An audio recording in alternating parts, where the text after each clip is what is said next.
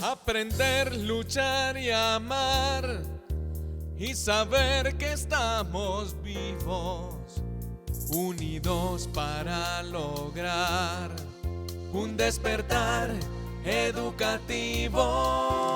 Se ilumina el sendero con la luz de un nuevo día y avanzamos al futuro con el empuje de Adidas. Buenos días, amigos televidentes. Hoy los saludo en esta segunda emisión del programa en el año 2022. Me encuentro desde la plazoleta central del Centro Administrativo La Alpujarra, en todo el centro de la ciudad de Medellín. A mis espaldas, la escultura La Vida del maestro Rodrigo Arenas Betancourt. Un detalle curioso, en este lugar reposan las cenizas de este escultor antioqueño. Les recordamos que en este 2022 Despertar Educativo seguirá siendo el medio de comunicación y la voz de todos los maestros de Antioquia. Desde aquí damos inicio a Despertar Educativo. ¡Bienvenidos!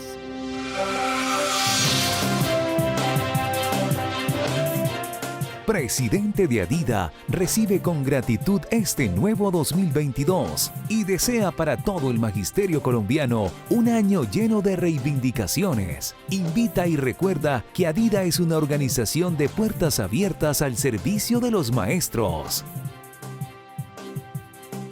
Un intercambio de experiencias para los docentes fueron los conversatorios en el Encuentro Internacional de Pedagogía. Aprendizajes para la vida y la profesión docente se compartieron en esta octava versión de este importante evento. Vivero del Software, un amable espacio en Medellín para aprender con lo último en tecnología. Está abierto para todos los colegios oficiales sin ningún costo. En Colombia hay que descolonizar la educación, conservar la autonomía y no permitir el miedo entre alumnos. Planteamientos que se escucharon en el 8º Congreso Internacional de Pedagogía realizado en Adidas. Como es habitual, iniciamos nuestro programa con el informe de presidencia a cargo de Albeiro Víctor Acuesta, presidente de Adidas.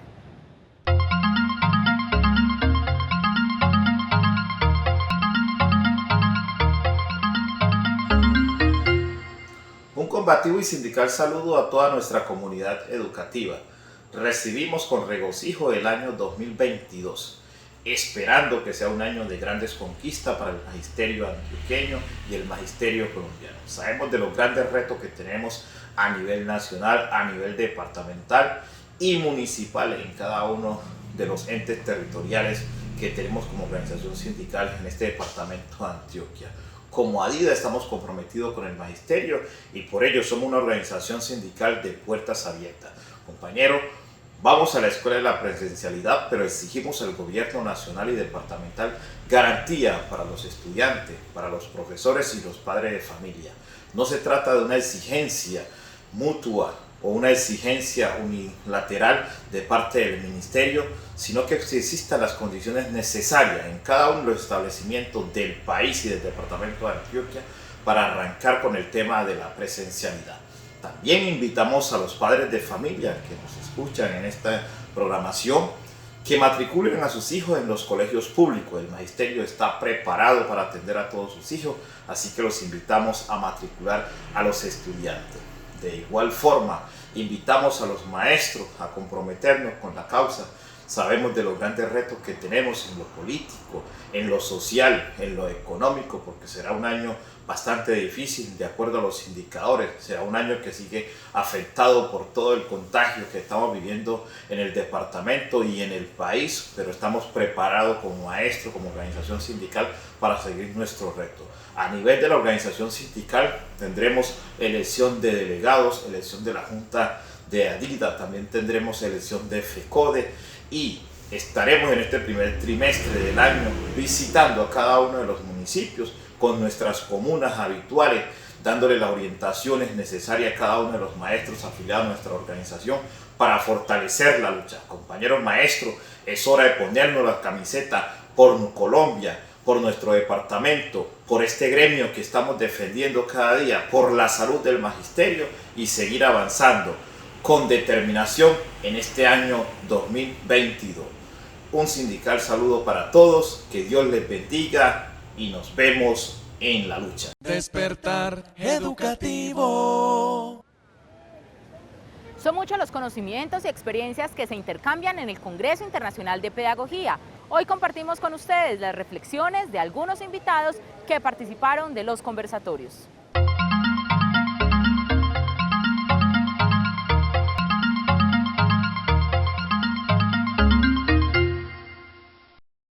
El tema central del 8º Encuentro Internacional de Pedagogía fue la educación como práctica de libertad y transformación social.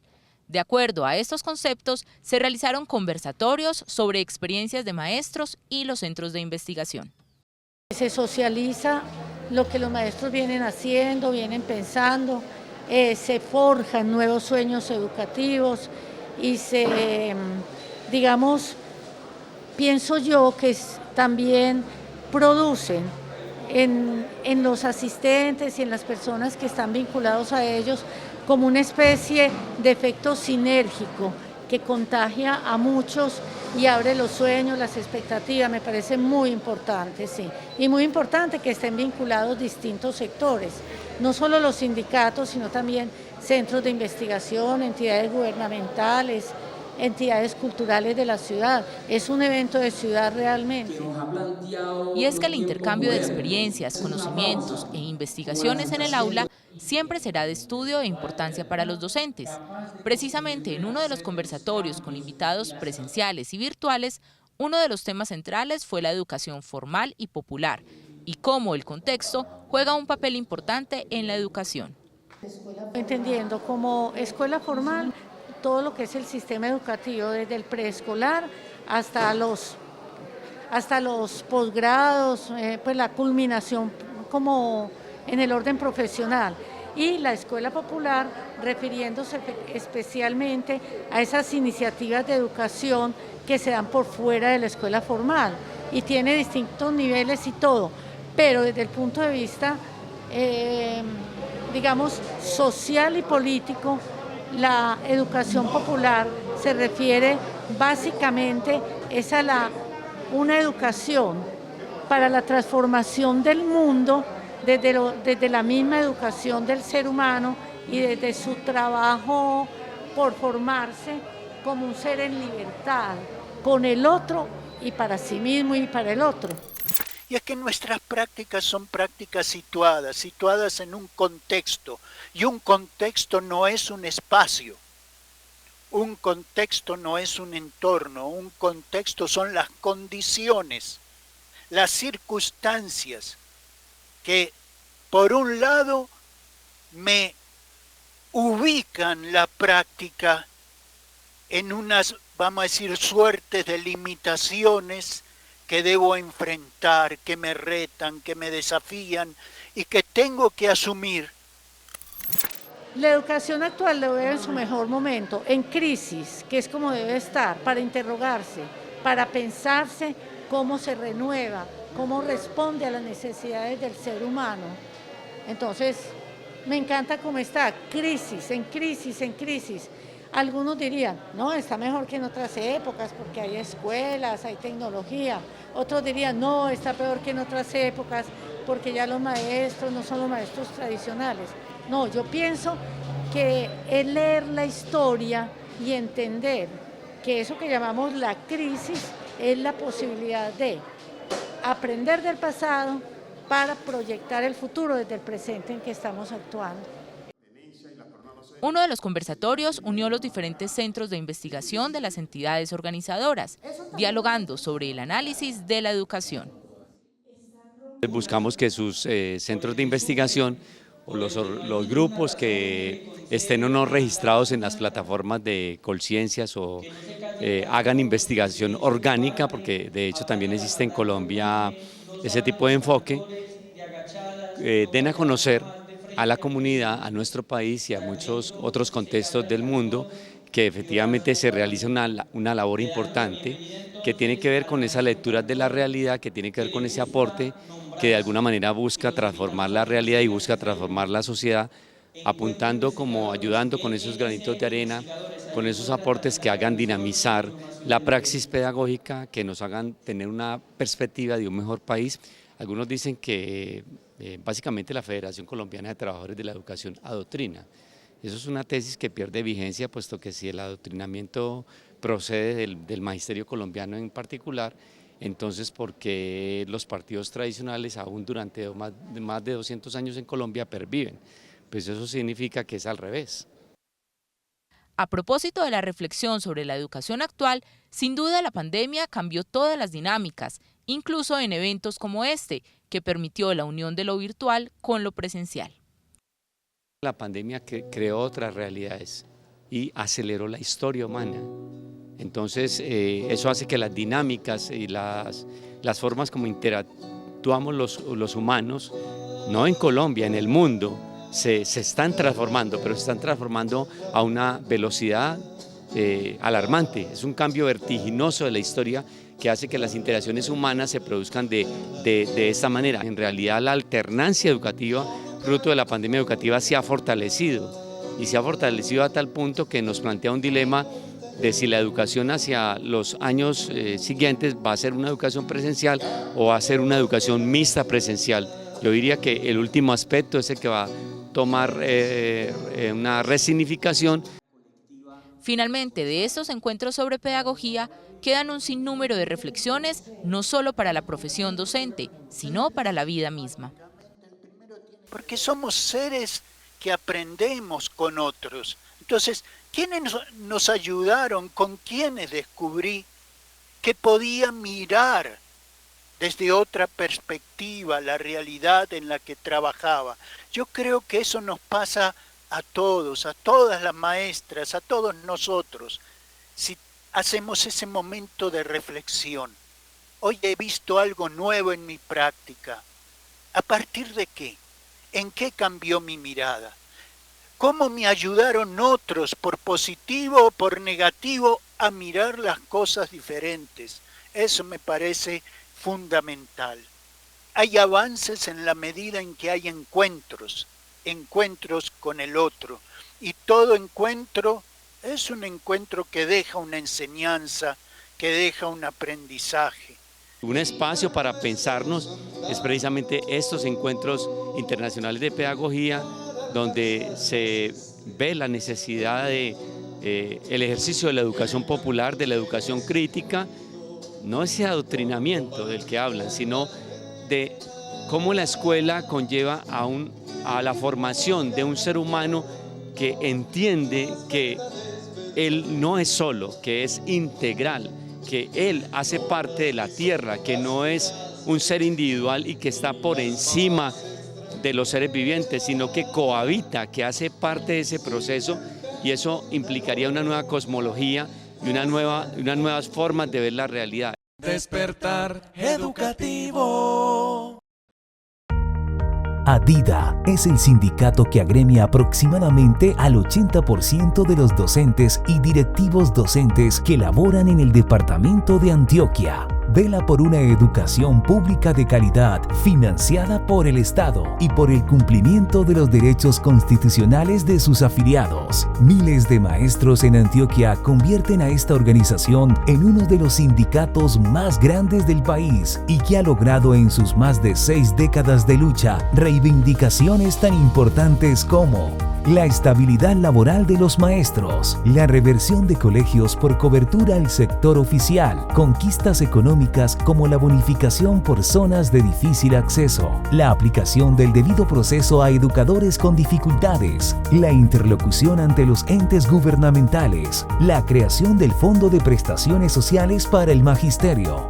Si usted, maestro, se afilia a ADIDA, podrá disfrutar de todos los beneficios que ofrece la organización sindical, como la Biblioteca Concertada ADIDA con FENALCO, un espacio especializado en investigación y pedagogía, asesoría jurídica permanente. Un grupo de abogados especializados están siempre dispuestos a asesorar y vigilar los intereses de sus afiliados. El Centro de Estudios e Investigación Docente, CEID, capacita permanentemente a los docentes afiliados en nuevas competencias para su mejor desempeño profesional. El Centro Recreativo La Juliana, un espacio de descanso para compartir en familia en el municipio de San Jerónimo. Somos el único sindicato en Colombia en tener un club deportivo oficial y una amplia programación de actividades deportivas y culturales para los afiliados y sus familias. ADIDA ofrece a los docentes que hacen parte de la organización formación político-sindical e ideológica gracias a su escuela sindical ESA. La organización ofrece un auxilio económico por la muerte de padres, cónyuge o hijos del educador por un salario mínimo mensual legal vigente y de 22 a las familias por la muerte del docente afiliado al Fondo Solidario. Contamos con uno de los mejores teatros de la ciudad al servicio de los maestros.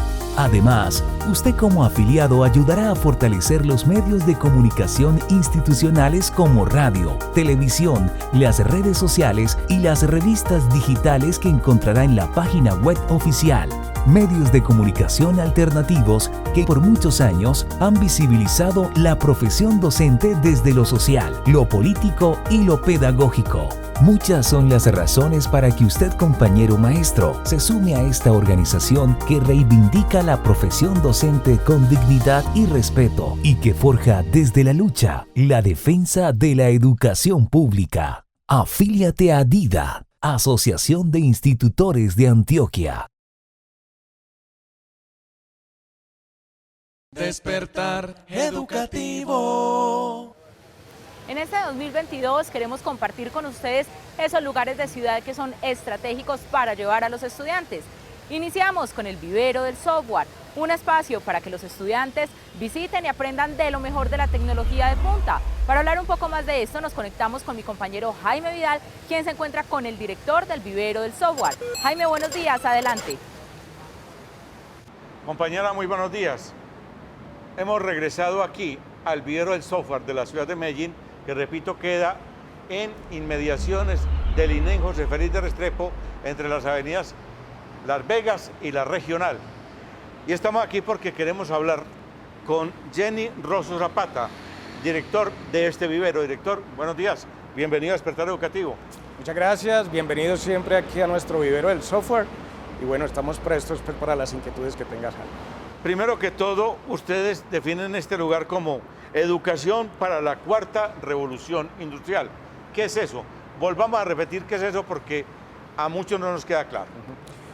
Bueno, el mundo ha evolucionado, la tecnología por supuesto que también, y el propósito nuestro es que a través de la tecnología se puedan mejorar las condiciones de vida justamente de las personas, y en ese propósito es que estamos formando nuestros maestros y nuestros estudiantes. ¿Qué podemos hablar de cuarta revolución industrial? Tendríamos que hablar entonces de temas de robótica, de temas para lo cual utilizamos drones, por ejemplo. Utilizamos también tecnologías diferentes para programar como los Arduinos, como los PLCs, pero también tenemos por supuesto impresoras 3D. En fin, es una gama amplísima de varios conceptos y de varias tecnologías que nos llevan a considerar que la formación para la cuarta revolución industrial es absolutamente importante para que nuestros niños y nuestros jóvenes se eduquen hoy. Usted tiene un eslogan aquí, dice ser más STEM. ¿Qué traduce eso? El STEM es, por sus siglas en inglés, Ciencia, Tecnología, Ingeniería y Matemáticas. Nosotros hemos querido aportarle el ser. ¿Por qué? Porque consideramos que esa es la dimensión más importante de cualquier proceso de la vida. Y la dimensión del ser, donde encontramos la resiliencia, la ética, la creatividad, esas dimensiones y esos valores que encontramos allí son los que queremos fortalecer para que nuestros estudiantes, cuando ya pasen a la parte técnica o incluso de manera paralela, puedan tener esos dos conceptos, tanto el técnico como el de la dimensión del ser, y fortalecer ambos de igual forma. Le debo admitir que yo no conocía una impresora 3D. Aquí la conocí y prácticamente sale un material por un rodillo, entra como a una fundición y se va transformando en la figura que con una memoria se le envió. Una vaina de locos, ¿o no? Sí. hace parte de la tecnología de vanguardia y lo que queremos que nuestros niños y nuestros jóvenes aprendan, y por supuesto también nuestros maestros. No nos podemos quedar con la tecnología de hace 20 años. Esta es una tecnología que es actual en el mundo y queremos no solo enseñarla, sino que nuestros maestros y nuestros niños la pongan en práctica, siempre considerando que lo más importante en todo esto y en todos los procesos tecnológicos y de innovación es mejorar la calidad de vida de las personas. Por decir algo, en impresión 3D, reconstruir un codo y necesita una pieza especial, ¿se hace en 3D? Se hace a través de impresoras 3D, incluso de máquinas un poco más desarrolladas como una CNC, por ejemplo, pero con impresoras como las que vieron ustedes ahora, pues se puede hacer ese tipo de artefactos y de elementos que de una u otra forma posibilitan que las condiciones o la calidad de vida de las personas mejoren. Y usted vio también allí vimos también una impresora gigantesca, 3D de hace, no sé, 20, 30 años, sí. Hace parte como del museo. Sí, hoy las impresoras, este tipo de impresoras son un poco más portátiles.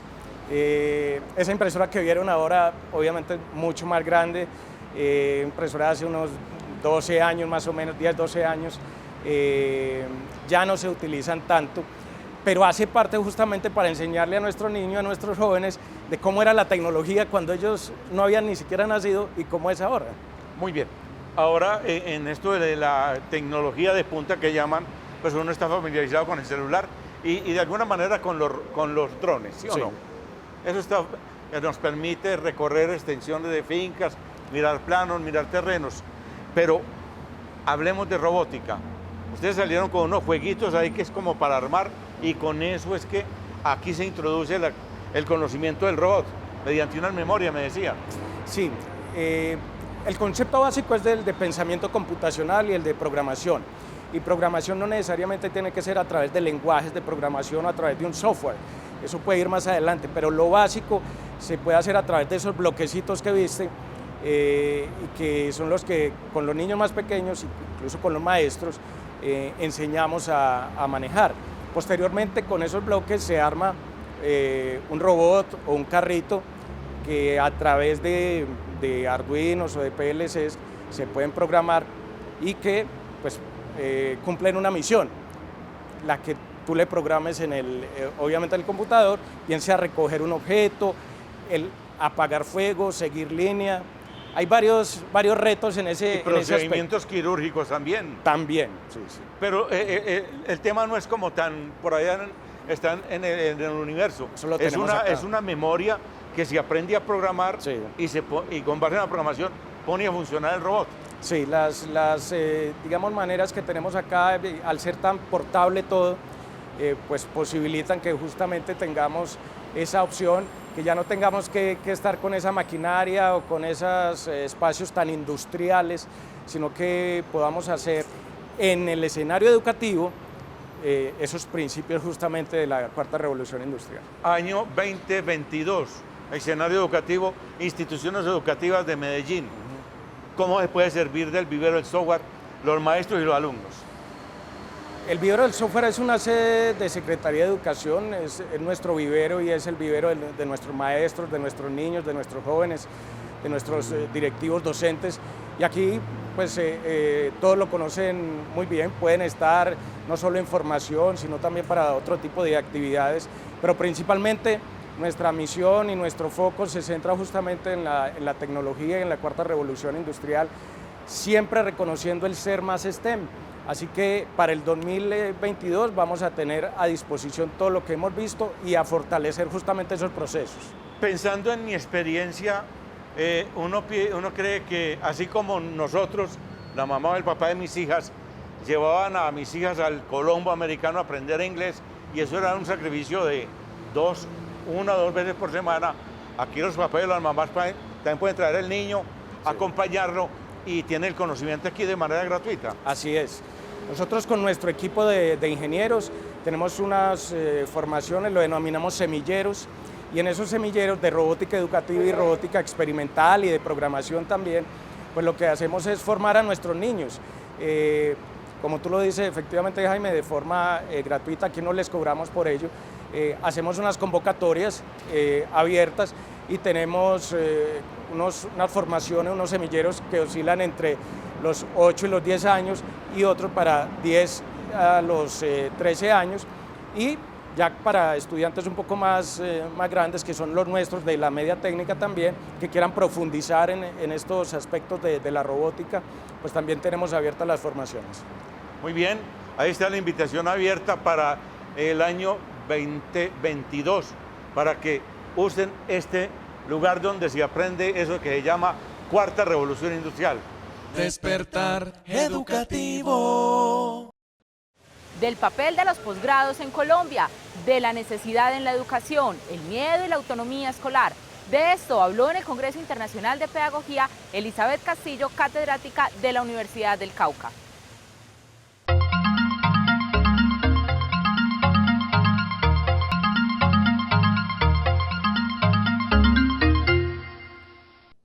Ante unos 200 docentes presenciales, pero más de 5.000 que siguieron el Congreso de forma virtual, la docente de la Universidad del Cauca, Elizabeth Castillo, sostuvo que ve con muy buenos ojos la expansión de los posgrados que hay en el país, pero tenemos también que preguntarnos qué está pasando con el tema de la investigación en esos posgrados y de qué manera se está garantizando que cuando maestras y maestros que llegan con toda esa experiencia tan compleja de sus escuelas y se aventuran en esa construcción de proyectos de investigación para poderse graduar como magísters o como doctores, tengan realmente la recepción y el reconocimiento que merecen las preguntas que suscita la escuela.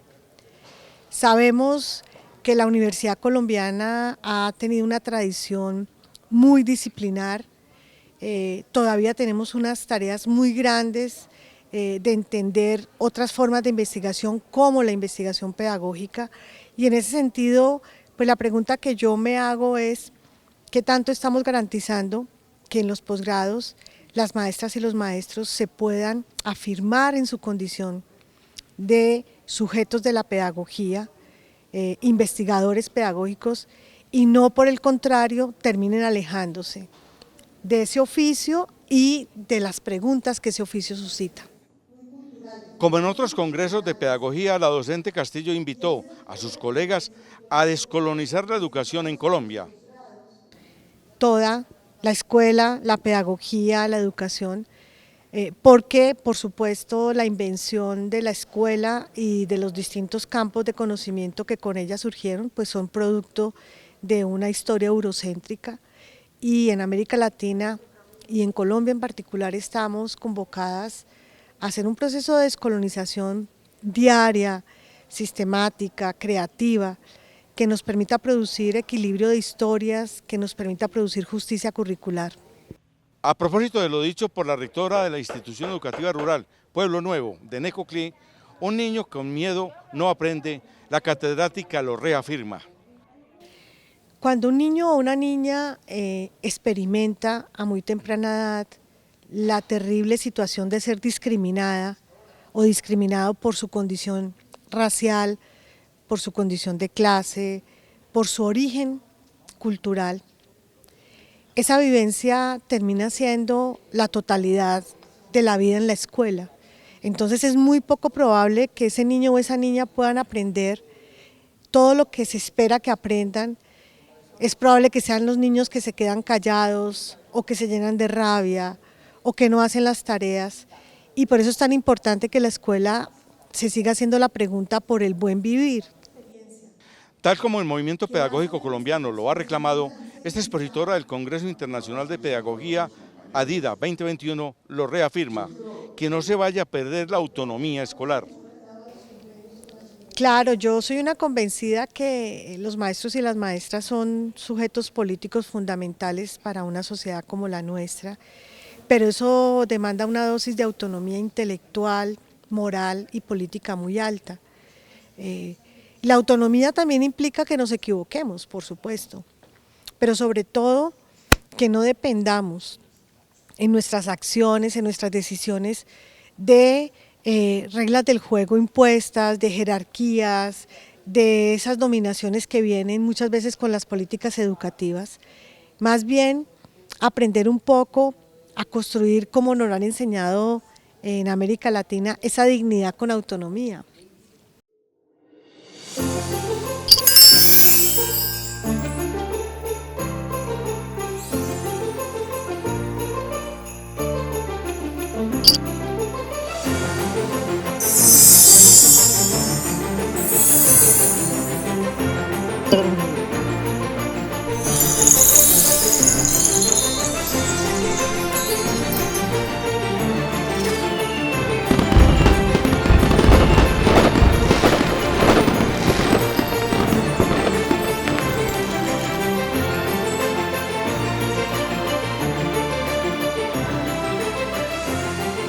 Asociación de Institutores de Antioquia, ADIA. Forjando desde la lucha la defensa de la educación pública.